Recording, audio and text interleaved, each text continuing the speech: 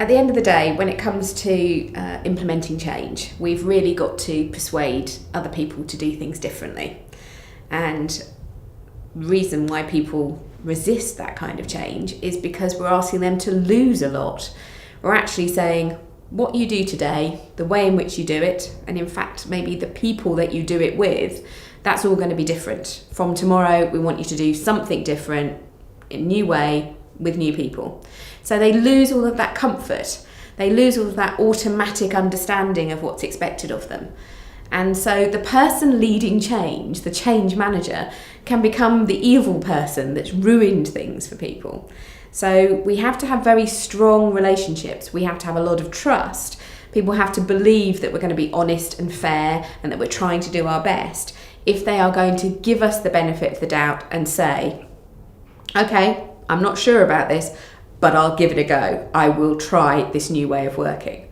And that, I think, is the essence of what it comes down to in the end, is that there's a trust between those who want to orchestrate and implement change and those who are actually going to be affected by it. So what I've done in this relationship building chapter is I've had a look at the elements that go to making up a good relationship. And I've actually divided the chapter into two parts, because the first relationship is actually the one with ourselves. We have to know ourselves. We have to know what our own preferences are for how we work. We have to understand how our preferences make us come across in a certain way, which might work for some people but might upset others. We need to be aware of how we come across so that we can make an educated decision. In certain circumstances, you might want to tone down your natural preferences, and in other circumstances, you might want to bend them a little bit and be a little bit more flexible. For example, I have ways in which I like to organise my day. I'm very much an early morning person. I like to front load my day with lots of meetings. I like to leave the afternoon for innovative, creative work. But that's all of my preferences. I can't insist on others behaving that way. So I have to understand, if I like doing something that way, how do others prefer to work? And because I want them to work differently, maybe I need to fit in with how they do things a little bit. So it's all about give and take. So the first thing you need to understand is yourself.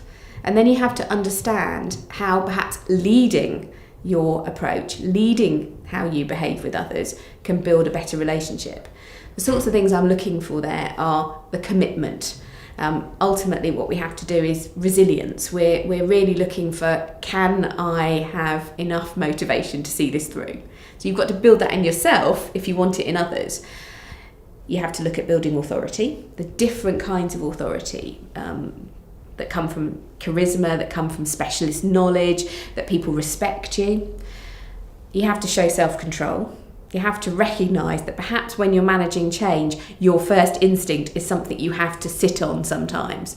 When people haven't done something they said they were going to do and it makes you angry, this is not the time to react. This is the time to actually shout in private, but in public be quite helpful, because you need to work collaboratively with others. So you need to be flexible and you need to demonstrate trust. And that means doing what you said you were going to do when you said you were going to do it, and leading by example. So there's a lot of good practice in the relationship building chapter, but ultimately I've tried to show how it fits together in how it helps you be better at managing change, and not just how you can be better at making relationships work.